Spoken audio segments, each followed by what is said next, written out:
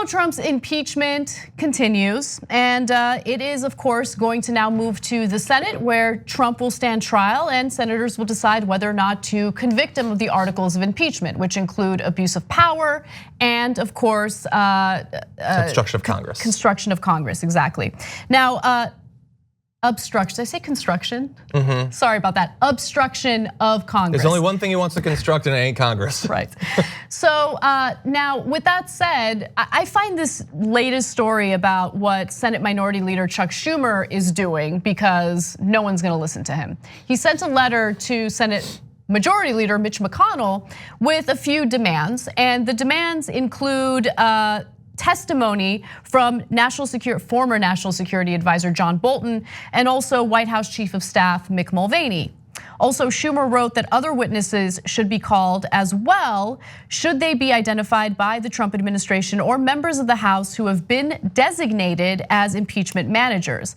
Other requested witnesses include Robert Blair, Mulvaney's senior advisor, and Michael Duffey, Associate Director for National Security at the Office of Management and Budget.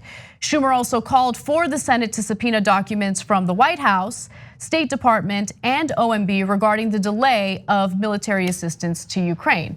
Now, these are all things that make sense. I mean, the testimony from the individuals that Schumer is asking for makes all the sense in the world. The question is, what type of games are Republicans gonna play?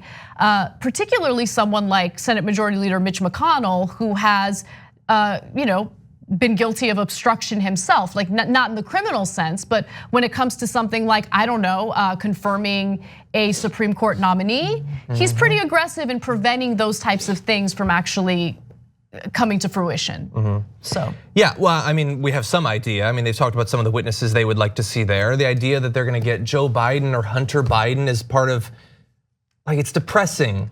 The lack of seriousness with which they've not just dealt with his trial. They're almost certainly none of them are gonna vote for it. I get that. But the entire thing, that they can't even, like they would have in the 90s, they would have had to pretend to care about a foreign power getting involved in our election, or someone trying to get them involved in our election. They would still support the president probably. We were still incredibly partisan. People think that's a new thing. We were partisan then, but they would have pretended. There's no obligation to pretend anymore, to imply that democracy is important or that your vote should count.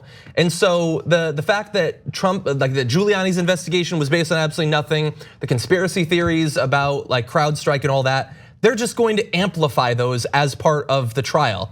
Because Donald Trump wanted, he wanted the investigations, sort of, but what he wanted was the narrative to be about investigations. So why not get that anyway, just by bringing it up as part of the trial?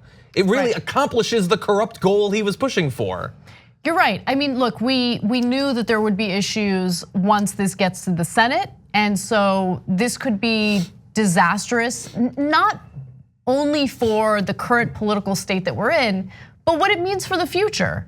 Because if Trump is acquitted in the Senate, as we're all expecting that to happen, right? Now there's the upside of getting all of these Republican lawmakers on the record, enabling Trump's criminal activity. But then there's the giant downside of now setting a precedent that says, no, it's okay to ask foreign governments to meddle in our elections, because that is what Trump did. Again, there's a lot of evidence that bears that out. And we've had over a dozen people, both within the Trump administration and no longer with the Trump administration, testify against him during these House committee hearings. Yeah, and look, very often between elections, we will say this should be an ad. But it is a slam dunk that once you get them all to vote, and let's assume that all of them do, just start running ads. Donald Trump thought he could take your tax dollars and manipulate a foreign power and investigate his political rivals.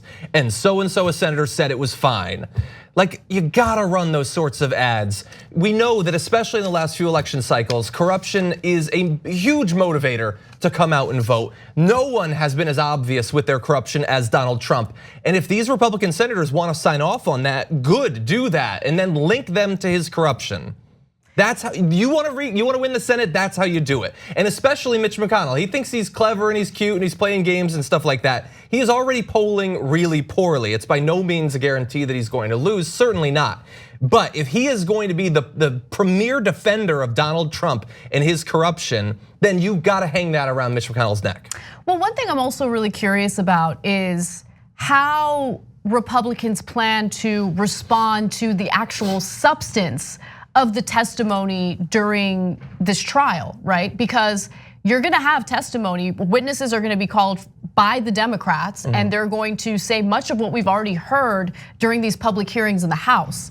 And so, do you remember Kavanaugh hearings? You remember Lindsey Graham's impassioned rant? I remember that, but look, it's a little different, right? Because the accusations against Kavanaugh are incredibly difficult to prove because Christine Blasey Ford, Dr. Ford, was really the only person in that room when Brett Kavanaugh allegedly did what he did, okay?